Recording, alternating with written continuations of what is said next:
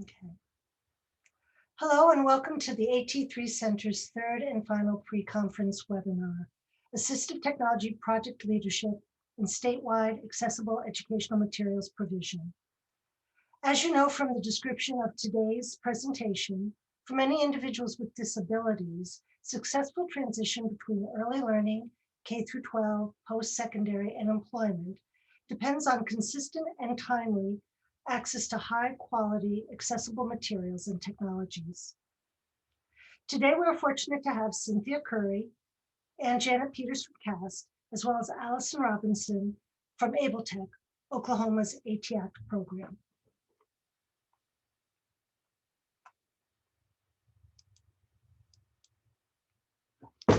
Excuse me. Before we begin, let me introduce you to today's speakers.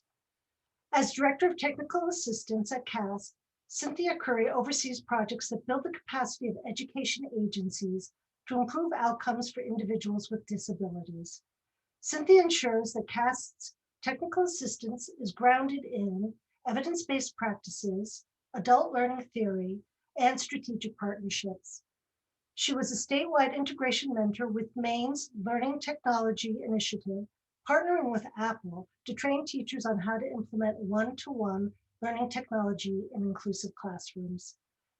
She also led Maine's Assistive Technology Act program's statewide training and technical assistance on the implementation of the NIMUS provision.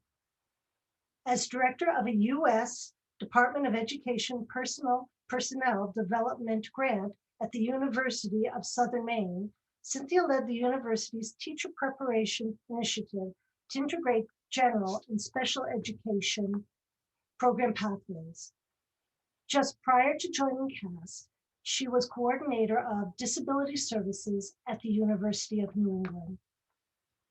Janet Peters has been working with technology for people with disabilities in many capacities since 1994. She is the former director of Pacer Center's Simon Technology Center, where she helped train teachers and families on the value of assistive technology. She was most recently the project coordinator of accessible technology with the Great Lakes Center's ADA Center, a member of the ADA National Network. Janet has been a CAST faculty cadre member, a mentor for the state of Minnesota's Department of Education's Universal Design for Learning project, and worked with Minneapolis Public Schools to implement UDL for learning in the classroom. Notable projects Janet has worked on include Kids Included Through Technology Are Enriched, the KITE project, Quality Indicators for Assistive Technology in Post-Secondary Education, also known as QUIET PS, Punch In, a self-directed employment resource for young adults with disabilities, and the Accessible Technology webinar series. In addition, Janet is a speaker at state and national conferences. Allison Robinson is Assistant Director of Sponsored Programs at Oklahoma State University in the Department of Wellness. She is a licensed and certified speech-language pathologist and an assistive technology specialist. Allison specializes in augmentative and alternative communication and assistive technology solutions. She is an adjunct lecturer at OSU, teaching the AAC class to graduate students since 2013. Allison worked previously for Pawnee Public Schools, serving children ages 3 through 18. Before we begin, just a few reminders. To see captions, click on the CC button on the control panel. During today's webinar, please enter your questions and comments in the chat window. We will try to answer as many as possible. And as always, be sure to check out the AT3 Center event page to learn more about upcoming webinars. And remember, the registration links go out through our AT3 listserv, so be sure to subscribe. And as always, we ask that you complete the post-webinar survey for this session when you receive it.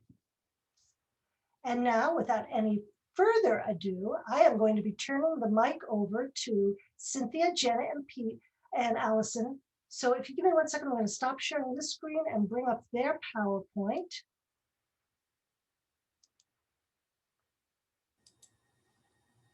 Just need to move folks out of the way so I can see what I'm doing here. Okay, and I am going to be going off camera, and I'm just going to depend on you all to let me know when you want me to advance your slides. All right, and we're on. Thank you, Kim, and thank you to the AT3 group for having us do this pre-conference. We're really, really happy to be here. So the title of our session is AT Act Projects Leadership and Statewide AIM Provision, and we hope that you enjoy our session. You can go to the next slide, Kim.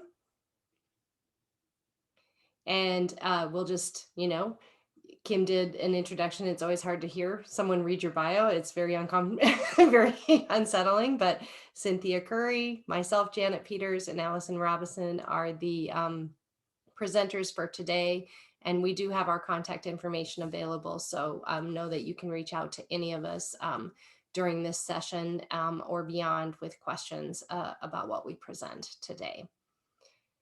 Next slide, please. Yes. So what are we going to present today? So the objectives that we are shooting for today that we hope participants will understand, the goal of the National AIM Center, Cohort, the meaning of a coordinated system for providing accessible materials and technologies. So you'll hear that term frequently, a coordinated system. AbleTech's goal for creating a coordinated system specifically in Oklahoma, and how the AIM Center resources are available to you for your project in your state to collaborate. Thank you. So just a real brief overview of the National AIM Center. The AIM Center is funded by the Office of Special Education Programs in the Department of Education. You may be familiar with the National AIM Center. It's been around a long time. Previously under the National AEM Center, and we've expanded over the years. And so if you've been following the development of accessible educational materials, you'll know that we've added accessible educational materials and technologies in the definition. And you'll also see that our stakeholder group, well, traditionally has been in K-12, in this latest iteration of the National AIM Center has expanded to early learning, higher education, and workforce development. This is really important for this work that we're doing with a coordinated system, because those transitions that you all serve across the age span really make a difference in accessible, in people getting accessible educational materials all the way through that lifespan. So you'll see that we have a little bit of an expanded goal with the AIM Center with some of this, but the core group still is a stakeholder group for the AIM Center. You can go to the next slide. So the way the National AIM Center is providing technical assistance, the National AIM Center, we are a technical assistance and dissemination center under OSEP. And we have 3 levels of a tiered system of technical assistance. So we provide universal technical assistance. That's trainings, things that are available on our website, really open to everyone. We want to be sure that the materials and the things we do are available to the wider public. And so we answer questions. We have an AIM Cafe, which we'll talk about later in the presentation, but we have many, many resources available universally. The targeted technical assistance is responsive to specific stakeholders that I mentioned earlier in the goal slide. And we are responsive to these stakeholder groups in early childhood, higher education, and workforce development. So we are providing resources and training specifically targeted at those stakeholder groups. And then the final tier of technical assistance is intensive. And these terms we learned from Allison are a little bit different in the AT Act programs. So our intensive, what that means is that we are doing very, very targeted, customized technical assistance to the K-12 system through our AIM cohort states. So we have seven AIM cohort states, and we'll tell you who those people are coming up, but they receive intensive technical assistance, which is really targeted to improving accessible educational materials delivery within those states. Next slide, please. And I think with that, to lead you into the cohort, I will turn it over to Cynthia to give you more details about the AIM cohort states. Thanks, Janet, and thanks everybody for the opportunity to share our project with you today. Next slide, please, Kim. So the AIM cohort that Janet referenced under our intensive technical assistance services are currently 7 states. They are on this visual US map that is on the screen.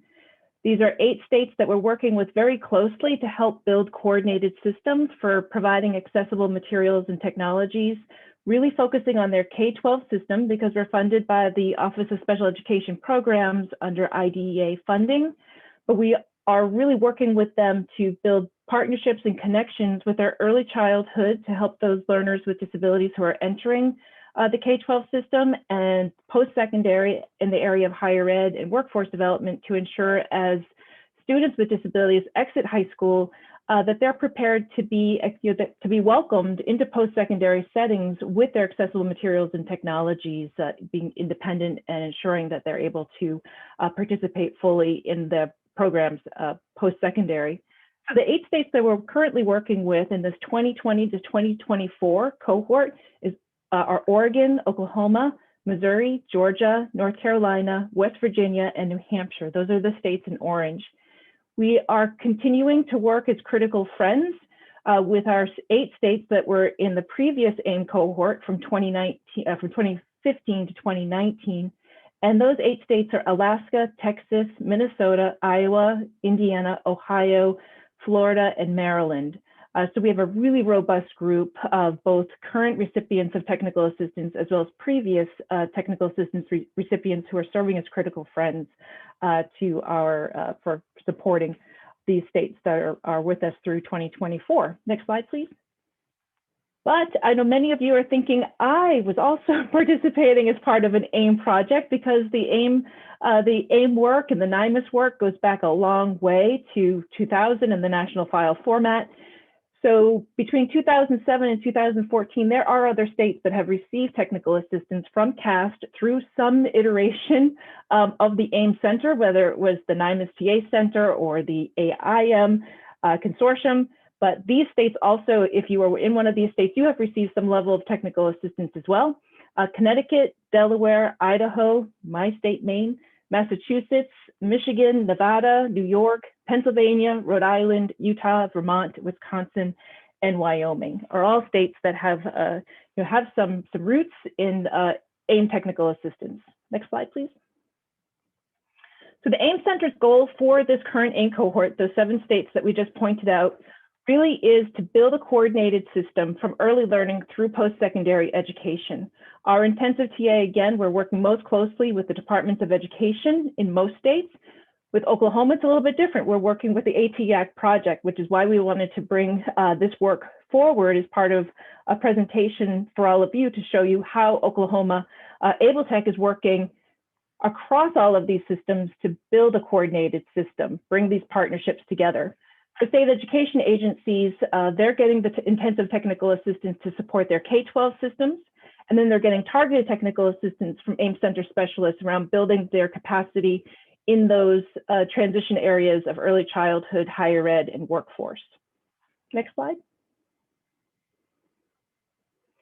So what our intensive TA for the state leadership teams looks like, and this is really the state model, but this is what AbleTech is receiving as well. So our goal for these state leadership teams, and in the case of the AT3 project leading their state, is to implement and sustain quality indicators with critical components for K-12. So these are the 7 quality indicators that many of you are familiar with, and they're critical components under each of these that really help guide what a coordinated system for providing AIM looks like within a K-12 system in this case.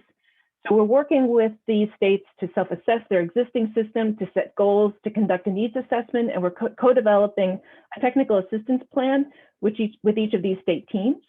We're asking them to also engage with AIM Center TA specialists to meet those goals. So that's part of the intensive customized technical assistance. And also asking them to coordinate with what we're calling their interagency collaborative. So that is the early childhood higher ed workforce groups that they identified to partner with them at the state level. And they also work with they each have three school districts, at least three school districts that they're also partnering with. So building this K-12 coordinated system, but also bringing other partners in to help support, and also for these interagency collaboratives in early childhood higher ed workforce to tap into those systems, and also for the K-12 system to learn from early childhood higher ed and workforce around what are some of the resources that the state can offer and what are the practices that are available. Next slide. So those targeted TA groups, they're coordinating with their state's K-12 AIM leadership team to make sure that they're knowledgeable and that they're tapping into the resources that are under development. And they're also participating in quarterly meetings with AIM specialists. So the early childhood cohort, so those early childhood representatives from across the 7 states are meeting quarterly with our AIM specialists and early childhood and technical assistance specialists assigned to that group. Same thing with the workforce and the higher ed. So we have these spin-off cohorts for each of these interagency groups of early childhood higher ed workforce, building up their knowledge of what the provision of accessible materials and technologies looks like in their setting, using the quality indicators with critical components that are customized for each of those groups. Next slide. So here are those AIM quality indicators. Many of you will be familiar with these. Next slide, please. So the 7 R's there, they start with that coordinated system around provision related to making sure that everybody is working together. So one quality indicator 1.1, that first critical component really is about who should be part of the conversation, who should be coordinating across the state, across the Department of Education, as well as other agencies to make sure that the provision of accessible materials and technologies really is robust and comprehensive. What needs to take place to make sure that these materials and technologies and accessible formats, accessible features are provided in a timely manner? What do those written guidelines look like that align with policies? What the best practices for professional learning opportunities and technical assistance? Of course, data needs to be collected, data needs to be used. What are those data? What are best practices for collecting and using them? And then, of course, what are creative ways for allocating resources, really focusing on ways to braid and blend existing funding sources. Next slide, Kim. And of course, this is all about seamless transition. So this is going to segue over to Allison, because Able Tech works across those 4 groups that we're really focusing on: early childhood into K-12, and then as students exit high school and go either into career training pathways or academic pathways through higher education, regardless across the public system, making sure that as these individuals with disabilities transition through the system, that those who are serving them are prepared, have the resources that they need, and have the knowledge and skills to make sure that these individuals who need accessible materials and technologies use them independently to make progress toward their goals. So with that, we'll see what's going on at Able Tech. Allison? That was a great intro, Cynthia, thank you. Kim, could you advance the slide? So I'm really excited to have been invited to speak about Oklahoma's coordinated system and the work we're doing as an AIM cohort state. Working with Linda, the director of Oklahoma Able Tech, we did not know we would be different from other applicants who would become AIM cohort states, but thinking about the seamless transitions and knowing that AT Act programs touch those across the lifespan, it made perfect sense that we would go for this. And we're so glad we got it. So Kim, could you go to the next slide, please? To tell our story of a coordinated system, we really need to go back and tell you about how we developed our relationships and our collaborations with each of those environments. And so I want to take just a little bit of time to tell you guys our story and let you know that the work to become an AIM cohort state, it started over a decade ago. And it was only after we had these collaborations pretty firm that we felt confident in going for this AIM cohort state. So in 2004, there was a lot going on with electronic and information technology accessibility, and we were actually involved in a project where we got to develop state standards. I'll always say stuff like that. We got to do it. It was a lot of work. But we got to work to develop state standards for Oklahoma that were based on Section 508 of the Rehabilitation Act. And we got a charge with that. So it was great. It was forward thinking, and it brought on more work. But it meant that Able Tech would be positioned to provide training and technical assistance on information and communication technology accessibility for career tech centers, higher ed institutions, and state agencies. So we, of course, were working even before that, but this sort of got the ball really rolling with the different laws and standards that were passing. It also was a time where the NIMAC, as Cynthia mentioned, there were things happening where, okay, files now for textbooks and things, they're gonna be made in an available format for students who need them to look and feel different. So lots was going on in 2004. We jumped on this accessibility initiative and continued into 2005, where we got a really great chance to work with our early childhood group. In Oklahoma, the group who does our early intervention services, we call it Sooner Start, they support our infants and toddlers with disabilities, so funded through IDEA Part C. And at the time, our idea for collaboration was to provide assistive technology kits that would be positioned across the state and used for demonstrations with this population. So it supported the professionals working with those kiddos. They had assistive technology for their assessments, and then we got their demonstration data. So we could support our device demonstration program. And so that's been going on a long time. It continues now and has only grown. Fast forward to 2009, and we get a great opportunity to contract with the Oklahoma State Department of Education. And it was actually to provide AIM services to that K through 12 arena. So we absolutely took advantage of that. We became an accessible media producer. We collaborated with others of those in Oklahoma to help provide the materials to students who needed them in a different format than maybe what they would have otherwise gotten from their school. We kind of handled, we had great partners for Braille and large print, so we were kind of handling that digital audio arena. Keep going, and we're into 2012, working on the web accessibility in higher education project, and have a great tool that ends up being developed. It's a survey tool to see how our institutions of higher ed are doing with accessibility. And this became a multi-year project, Able Tech staff champions, and actually we're coming upon a second cycle where we're going to be introducing that survey tool again. I'm going to tell you about it in a minute. So, but it gives us then this opportunity to be working, providing TA to different colleges and universities, creating relationships and helping them with their accessibility, web accessibility specifically. So we're very busy by this point, and it's 2013.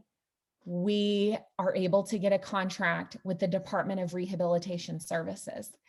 And this is to provide access for all. And I don't know that any of them would have guessed, but when this started, that the work would result in Oklahoma legislation being passed that would help our workforce development boards gain certification in accessibility. And that includes physical and programmatic. And so it was just put into law, and actually in November, it's going to be implemented. And there's a rubric. And so it's going to be able to help our workforce development boards not only ensure accessibility at their different sites, but also show that incremental progress that we sometimes make as we're on our journey to best practices. So it's a really great tool. And again, we're excited to be seeing how that works and rolls out in Oklahoma. It's also in 2013 that AIM contract with the State Department of Education expands. And now we're AT and information services, we're AIM. We're having meetings with these partners on the table who eventually become our AIM cohort leadership team. And it just, honestly, it just sort of keeps kind of snowballing from there.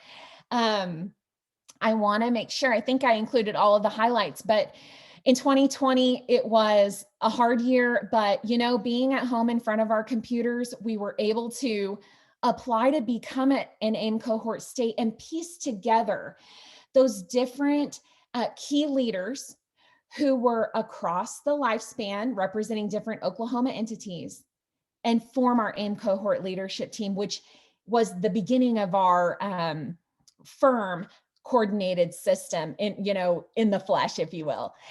Could you go to the next slide, please?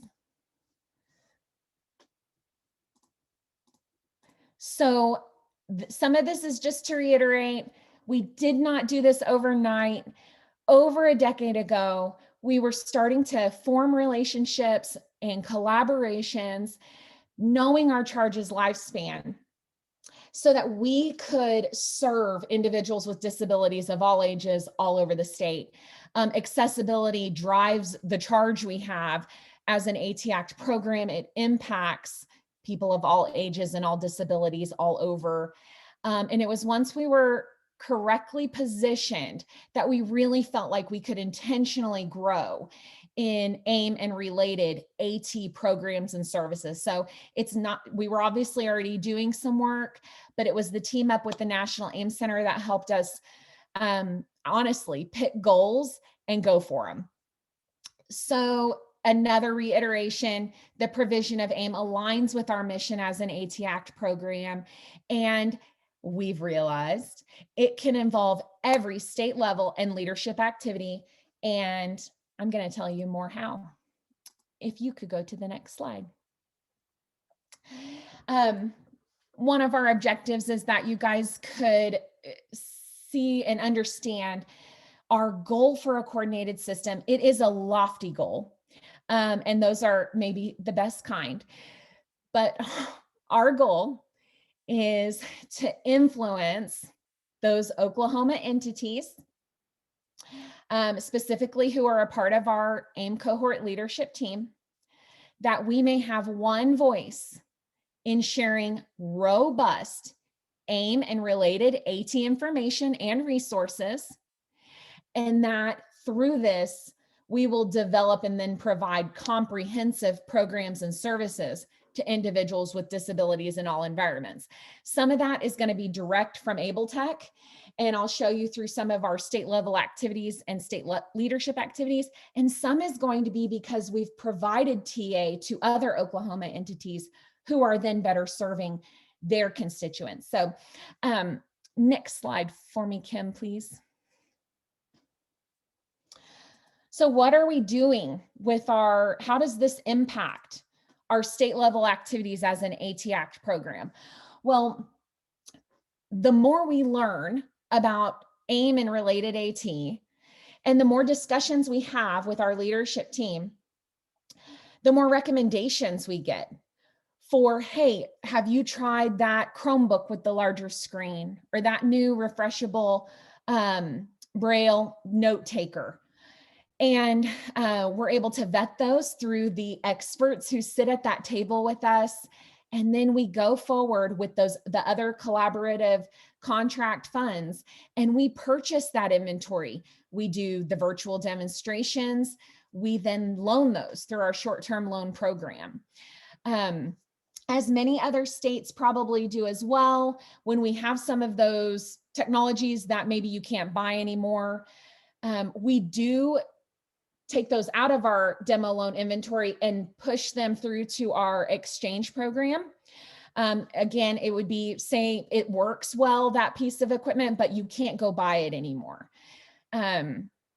One thing we do is, say the item was purchased with contractual funds targeted for that K through 12 group, then we're actually going to put that in our exchange and then prioritize it to go back to an educator or related service provider, that it may then still benefit students in any way that that educator or related service provider can use it. We also, as of March, so Able Tech is one of the state AT Act programs who has a relationship with our Medicaid agency. And we have a contract that then basically talks about what types of durable medical equipment and items are we reusing on behalf of the Medicaid agency. And in March, they added vision assistive technology. And so we're seeing these AIM initiatives move in all the way through our state level activities. All of the ones I've previously mentioned oftentimes then result in acquisition using our alternative financing program or our financial loans. And so it truly it's touching all of our activities. Could you advance to the next slide, please? This is where Linda and I find ourselves spending the most time. And it's in our state leadership activities, because at the heart of this is technical assistance. So that's what you'll find us doing on our off time, is planning for that. But we are, the more we know, the more we're making people aware of what a great resource the National AIM Center is, what great resources we're then able to create. And so absolutely, we're able to share about what we've learned through public awareness activities. We receive many, many calls and emails and consults requesting information and assistance. So AIM and related AT is absolutely going to get a lot of action there. One of our goals that we plan to attack the next 3 years is, after we've developed this technical assistance guide to be lifespan, right now it's only K through 12, we are going to design trainings around this guide that would help entities learn about best practices and implement those best practices related to the provision of AIM. We truly are going to be doing that with the support of the National AIM Center. It worked differently than we thought it would, but basically you're able to pick your own goals. And Cynthia and their team helps you reach those goals. They support you in many different ways. So can you go ahead to the next slide for me? One of the things that happened immediately when we became an AIM cohort state was, it was very validating the role that AT Act programs have as vital players in a coordinated system. That's true for every state and territory. We are key components who touch the lives of all people with disabilities across the lifespan. So it was hugely motivating. We saw in their critical components that Cynthia mentioned, just over and over again, it's going to say, add in your AT Act program. You know, we're a huge piece of it. We've received the intensive TA, as has been mentioned, and have learned a ton. If you want some extra reading material, you just check out, for example, the critical components. And there are sections for early childhood, K through 12, higher ed, and workforce development, and it breaks it all down. And so you can be learning as you're going, and it'll change what you do. It'll change your service delivery for sure. what we are able to do because of the support from the AIM Center, besides learn, is provide those comprehensive programs, services, and resources to our collaboration partners, State Department of Ed, Department of Rehab Services, Early Intervention Program, Career Techs and Higher Ed, and to Oklahomans. So it's information you can literally use immediately. I have one more slide of info I want to share with you guys. And it's to help motivate you. Oh, and they've just posted the critical components in the chat, so you can just click on those for ease of use. It's kind of a teaser, this slide of information, and we are sharing one resource with you. We can share others as well. But when it came time for us to, I keep wanting to say attack, because it is this big project that takes a lot of work. It takes a lot of time. But when it came time for us to address our different goals with the AIM cohort, we really wanted to know what the landscape of AIM provision looked like in Oklahoma. And we wanted a snapshot of all of those environments, the 4 environments we keep repeating. So where to start? We actually looked at what tools were already capturing information about accessibility. And I'm actually on this slide, I'm going to talk from the bottom up, because workforce development it is a STAR accessibility framework rubric. And it's the one I mentioned that is now in Oklahoma legislation that our workforce development boards will use to help show the progress towards certification and accessibility. What we realized is that this is something that our workforce development boards are now going to be doing already. So can we see the results of how they're doing, not creating anything new, and get a gauge of what this is looking like in the workforce development arena? So we're staying tuned, because in November, we should get our first glimpse of what the landscape looks like. For higher ed, we mentioned before, the WAHEP project has a survey component to it that Oklahoma helped develop, Rob Carr specifically, and we're using that to get our baseline and progress information. This is so great because, again, it was used 5 to 6 years ago, and now it's going to be used again. And there's been a lot of work done in Oklahoma, so we're hopeful it'll see progress. The other thing to happen over the course of those years was additional support from the regions. So as we're developing our relationships, they're just getting stronger. So we're eager to see what the survey results look like for that, and we should know those within the next month or so. For K through 12, I'm wiping my brow because the National AIM Center has the corner on this. There's an AIM pilot tool. You're going to learn about it more in the next section. And we were so pleased to know that we could have the 3 participating school districts, as were mentioned before, and we added in our Oklahoma School for the Blind because they agreed to participate, and we thought it would be amazingly valuable to get their input.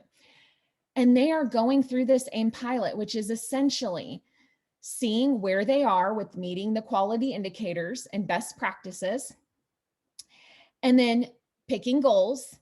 And then we'll insert our training, we'll insert our TA, and then we'll see how the progress is being made over the next 3.5 years of this project. Leaving early childhood.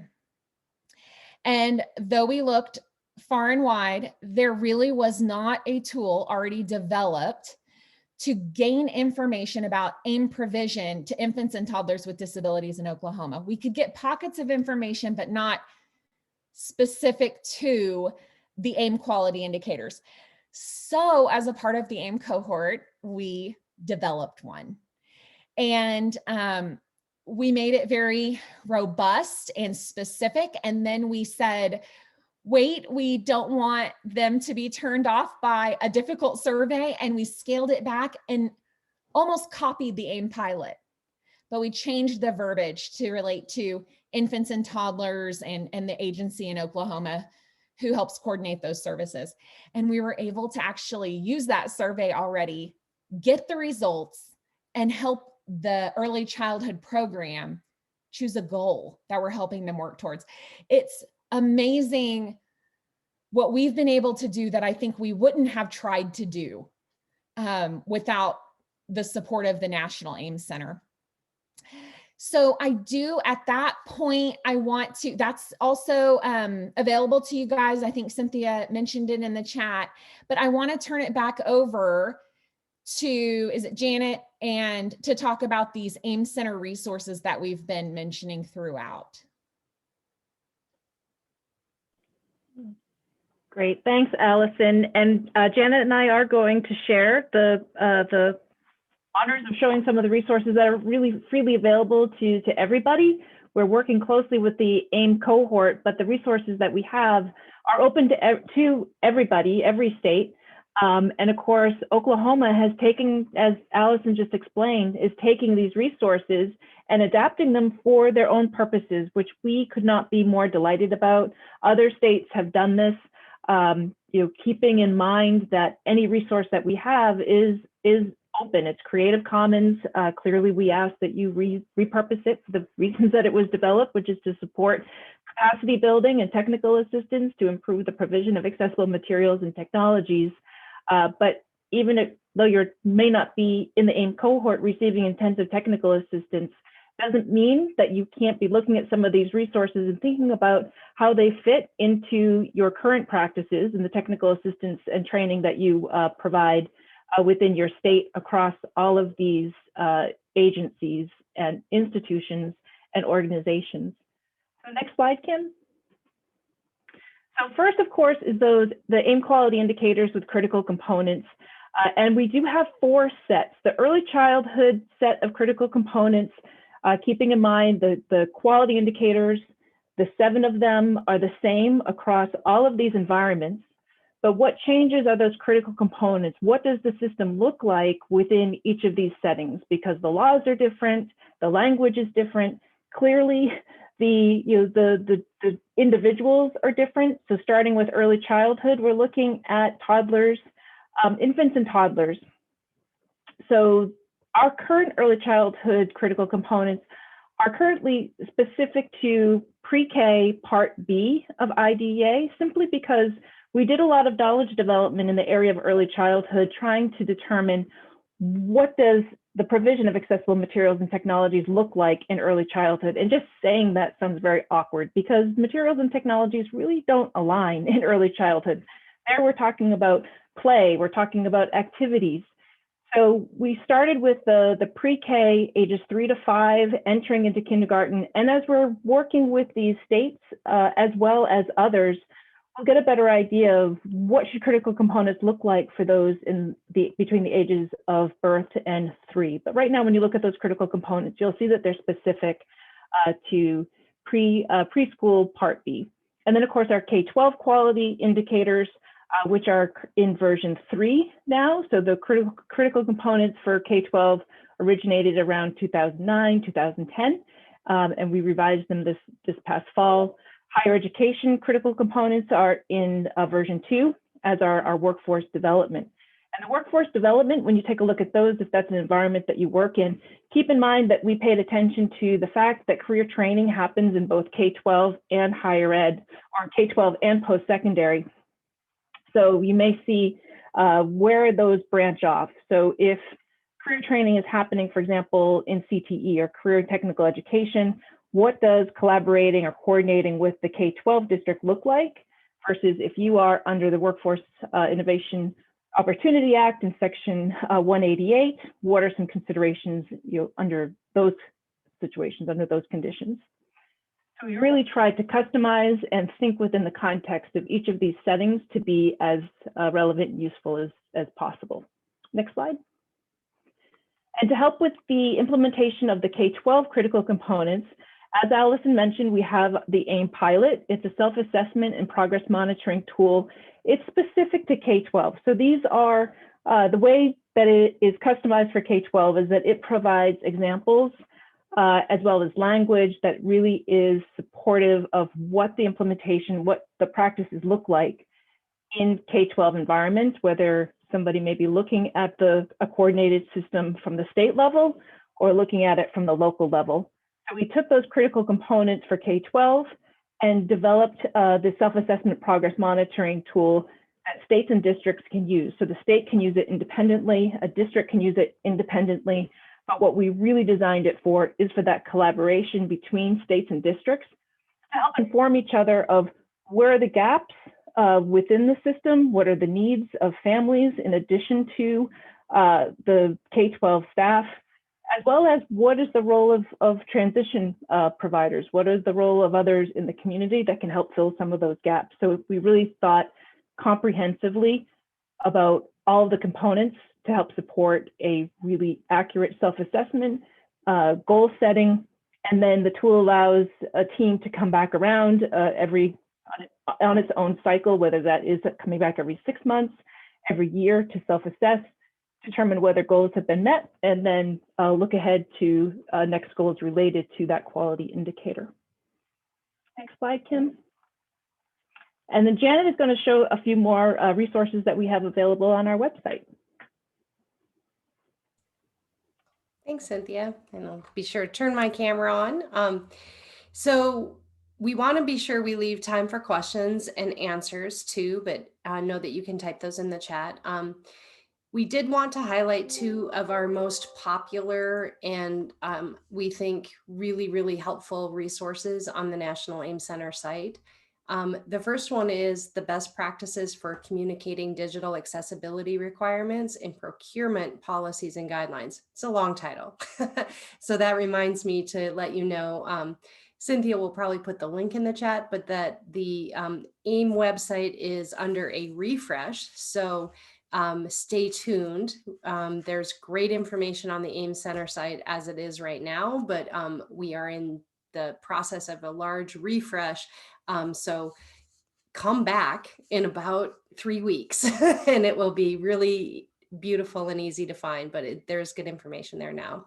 This particular resource offers guidance on purchasing or in that procurement process. And what I think is really helpful about it is that it has sample language you can use in contracts or RFPs. It gives you the process on evaluation of web materials, publications and documents, as well as, that sample language you can just download and adapt and use as customized for your process. And so I think it's a really good place to start. It also gives you guidance on those manual checks and how you would, when you require accessible educational materials, how you actually then on your end, receiving end, test those. So that's a really good resource to check out. The next one, if you go to the next slide, please, Kim. Thank you. Is our content. I can't. I have too many tabs open. Is our designing with poor. Our POUR guidance. So POUR, if you are familiar with POUR, it is a framework by the WCAG, the Web Content Accessibility Guidelines. And POUR stands for Perceivable, Operable, Understandable, and Robust. It's a framework for testing accessibility and creating materials with in creating accessible content. This is a well, AIM didn't make up the POUR framework. I think the National AIM Center has a really, really nice beginning guide on how you design using that POUR framework. We have a video support with that, and then examples and guidance under each of the components of perceivable, operable, understandable, and robust. And so if you are new to this work, or if you're training others in your staff, or you're sharing, you're one of the champions trying to put this into usable, practical language on how this gets done, This is a really good resource from the National AIM Center to check out. Next slide, please. We wanted to highlight the AIM Cafe. This is one of the universal technical assistance services that the National AIM Center does. It's the first Thursday of every month, 4 to 5 p.m. Eastern time. You register once and then you are registered for the whole series. It's not a webinar. It's informal. We call ourselves baristas. I'm one of the baristas, so come have coffee with us. We do have a theme for the month. So we just did one last week,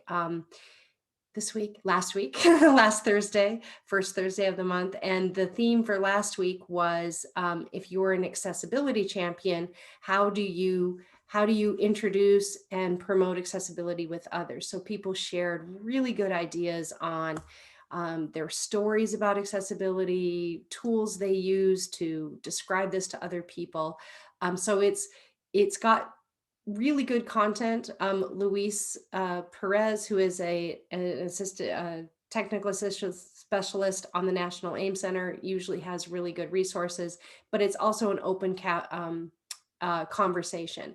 And I see Amy has asked if they are recorded. They aren't recorded because it is supposed to be kind of a social time. So we don't record them like a webinar, but people do share. They come and share resources with each others, and we have some resources to share as well. It's a really open, it's a really nice experience. So if you haven't been to the AIM Cafe yet, I would encourage you to go. It's a nice place to build that professional learning community around accessible educational materials.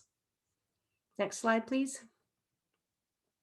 Okay, I think this was right on time, right? Cynthia and Allison, if you guys want to, Allison, turn your camera on, jump in. I think this would be the time we open it up for questions, specifically, or any questions. I won't say specifically. I just want to say, Allison, it's been great to see how the AT Act in Oklahoma, Able Tech, really can take that leadership role because you work across all those different stakeholder groups. And so I thought that was a really nice connection. Mm-hmm. And it worked really seamlessly, I have to say. When we put out the application for the AIM cohort states, it did take us a little bit to realize, Oklahoma is going to be different because we're providing intensive TA to the AT project in order to support their technical assistance across the lifespan. So it's been a really interesting partnership because the AT projects and the National AIM Center are similar in a lot of ways when it comes to providing technical assistance and training, and around accessibility and assistive technology. So we also have learned so much from working directly with an AT project, as well as thinking about it from those states that are working from the state level, what they're learning from the AT project, from Able Tech as well, because they are building these partnerships that Able Tech has across early childhood, higher ed, and workforce development with the state education agencies that we're working with, that we're providing intensive TA to. They have their K-12 connections really strongly, and they are working on building out to identifying who are my partners in early childhood and higher ed and workforce, and have learned a lot from Able Tech in that process of what are those agencies, how does the provision of accessible materials and technologies look like in those other environments. So I just have to say it's been really such a pleasure to be working with an AT project to learn, and obviously clearly from Able Tech because of the history, decades of progress that they've made in each of these areas. And the creativity. AT projects are so creative, just really taking a leap and figuring out, like, the model that we have really was about, like I said, the state education agency getting intensive TA. Able Tech figured this out pretty quickly. Okay, this is the way that's going to work for us, and it fit our model just fine. We did, once we figured that out, we did this little pivot, but we were we were on it, and I like that we got it kind of lined out before the kickoff meeting, and then we could going forward with this foundation of, hey, this is what we're doing, and the National AIM Center supports us, and that means we can do anything. No, but yeah, I think we're learning from each other, and that benefits everybody. And John just entered into the chat that that Maine site, Maine's ATAC project, has the Maine AIM program, and he's asking what other states have such programs. Thank you, John, for mentioning that. The Maine AIM program goes back, because Maine was one of the 15 states in the AIM consortium, and started out with that focus on how do we support the implementation of NIMUS back in 2007, 2008, 2009, in those early days. And the Maine AIM program continues, very, very strongly. And John, I don't know if you want to add some things about how it looks differently today than it did in 2008, considering really the transition over to digital as well. And as if resources or the way that the way Maine is approaching accessible materials and technologies has changed, while others add what they're doing within their ATAC projects related to AIM.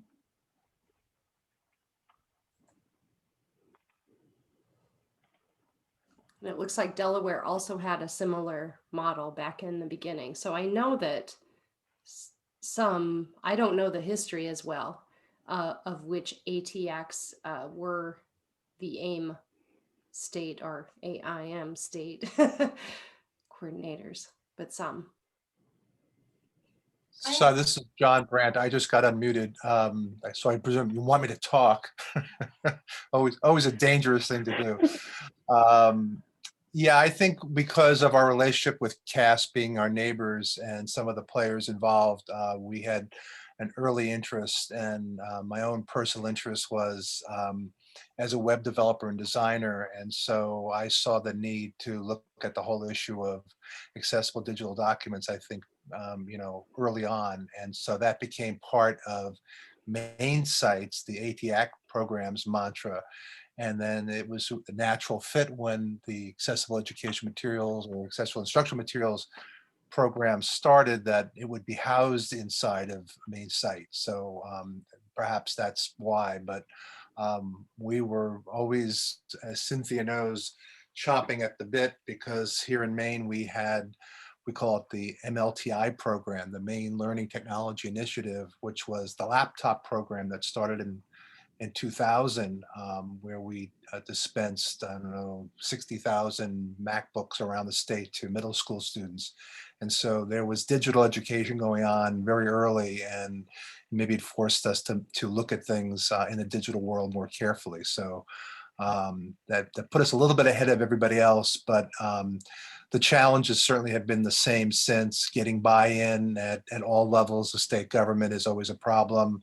You get new commissioners, new governors, and priorities change, and that kind of thing. So you would think that after this many years, we would be way ahead of everybody, and I don't think we necessarily are, because of all those changes. And then the world came to an end a year ago, and we've been people have had other priorities as well. So just curious to see if other states have had that same kind of experience.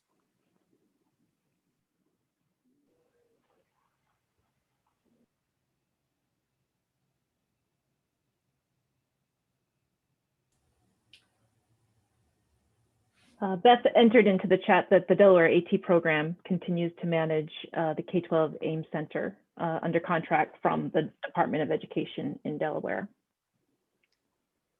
And I think Beth, Delaware was one of the first states to have a UDL or UDL written into policy, correct? That's right. About the same time as as NIMUS was being implemented in the state. That's correct. And is that still there? Are there still resources on your site around the UDL policy, in K-12 education in Delaware? Well, there were a couple of things that we did that were kind of different than the rest of the country because relative to AIM, because the state was really hung up on the old eligibility classifications. We actually pioneered 2 flavors of AIM eligibility. One, and the innovation was really putting it in the hands of the IEP team, period. And so it's kind of cool to see some of the new guidance coming out that really does put those decisions in the hands of the team. But our state has also really embraced UDL and continues to provide, actually through our center, a lot of training and technical assistance to selected districts throughout the state. Yeah, thank you very much for that. And for those of you who may not be familiar with what Beth's referring to, the Library of Congress has updated the guidelines for both the definitions, like the criteria for who qualifies to receive accessible formats of copyrighted materials. So it's no longer blind persons and other persons with print disabilities. It's now under a much broader umbrella of just eligible person. And the categories are a little less rigid. And the best news is that the term organic dysfunction and the need for a medical doctor to certify an individual with a reading disability has been removed, and other professionals have been added to the list of people who can certify, professionals who can certify the need for accessible formats. Whether it's a NIMS or derived material, or whether it's through Bookshare or any other source. And that is special education teachers, counselors, school psychologists, those people who are in school buildings, who are there and can make those informed decisions on behalf of families and students. They can now certify that a student with a reading disability needs accessible materials, which is great news. And the other news flash, which is now several months old, but the NIMAC is now permitted to accept NIMS source files for materials that are intended to be sold as digital. So, whereas in 2004 it was just print instructional materials, the U.S. Department of Education has clarified that print instructional materials includes digital instructional materials, but of course those materials need to be NIMS conformant. But really, really good progress toward making accessible materials more available to students with disabilities. Well, that's good news. And I forgot to mention this, Kim, at the beginning that Cynthia, Janet, and Allison were kind enough to give us some handouts. Those handouts we will send to you when we send out the invitation tomorrow to complete the session survey. So those will be coming along. And thank you all for putting the links into the chat. We will save those too and make sure to share those with folks who weren't able to attend today. So thank you all for that. Since we are about 5 minutes over the hour, I want to thank our speakers. This has been extremely helpful and educational, and thrilled to see all that's going on at CAST and at Able Tech to help increase access to accessible educational materials and technologies. Just kudos, keep up the good work, and thank you all. And your contact information, we'll make sure that folks know how to reach out to you if they have any questions as well. Any last words before we sign off? I'd say thank you so much for the opportunity to share this work. And here's a story of Oklahoma Able Tech receiving intensive TA through this 4-year project. But please, if there's anything that the AIM Center can provide through our universal technical assistance, please let us know. If you reach out and start using our resources, and there's any way that we can help clarify or help you with the implementation, please don't hesitate to let us know. Well, thank you, everyone. Thank you, Janet, Cynthia, Allison, and everyone have a safe and wonderful afternoon. Thank Bye, you, everyone. everyone. Bye.